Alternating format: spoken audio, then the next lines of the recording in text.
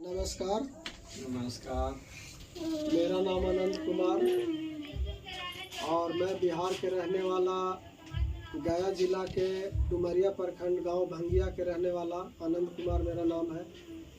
और ये बैठे हुए भंगिया के ही रंजीत प्रजापति, और इनको परसों सांप काटा था।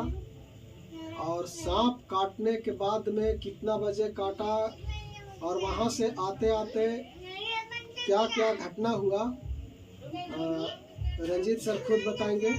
सर बताइए क्या क्या हुआ था, कैसे हुआ था। दोस्तों नमस्कार। मैं अपना खेत में काम कर रहे थे, बिया कबाड़ रहे थे भी हम जी। इसका बाद करीब करीब 6 साढ़े 6 समय शाम हो गया था। मेरे पास टाइम देखने के लिए मोबाइल वोबाइल नहीं रखे थे कि भाई खेत पर काम करना है, मोबाइल क्या रखे। इसका बाद मैं गोड़ हाथ धो करके वहाँ से निकले कि जा रहे हैं पाही, वहीं हमको घर और झोपड़ी लगा रखे हैं जानवरों के लिए। वहाँ टॉर्च रखल था, लाइट। हम सोचे कि नहीं जा रहे हैं टॉर्च निकालते हैं और जितना भाई बाकी है वो भी हम कबाड़ लेते हैं, कबाड़ उबाड़ करके जाएंगे। घर लाइट रहबे करेगा तो कबाड़ देंगे। इसका बाद जैसे जो गोड़ हाथ धो करके चले अपने ही खेत में, अपने ही आरी पर थोड़ा दूर आ करके जो खेत में काम कर रहे थे उसको से आए, करीब करीब लगभग ज्यादा नहीं, मुश्किल से 50 मीटर के एवरेजिंग आए। इसका बाद जो है से वो सांप पड़ल था और डायरेक्ट आज से उसको ऊपर अंधेरा दिखाई नहीं दिया, घास नहीं था, अब दिखाई नहीं दिया, उसको पर हम चढ़ गए। चढ़ने के बाद वो सांप हमारे पास लपट गया, पैर में भी लपटा गया, पैर उठा करके फेंके, पानी में फेंका गया। इसके बाद मैं सोचा कि फिर दोबारा लाइट ले करके सोचे कि नहीं जाते हैं उसको देखे, मगर फिर मेरा दिमाग घूम गया उल्टा कि नहीं भाई कहीं उससे साला जहरीला होगा। अगर इधर जो घूमता फिरता है उलूक से जहरीला होगा तो हमको घर भी नहीं पहुंचे देगा। इसके बाद हम वहां से लाइट लिए और सीधा घर के ओर चल दिए। आते आते एक बार हल्का से झटका हमको, एक महुआ का गाछ है रास्ते में, उसी जगह दिया। तो मैं सोचा क्या कि अरे साला नशा का नशा ही काटता है। तो मैं खैनी खाने वाला आदमी सुरती, मैं निकाला तेज चूना मिला करके और उसको बना करके रगड़ करके मुंह में डाले, हल्का भींजने के बाद में पहले का जो पित्त था वो पार कर दिए।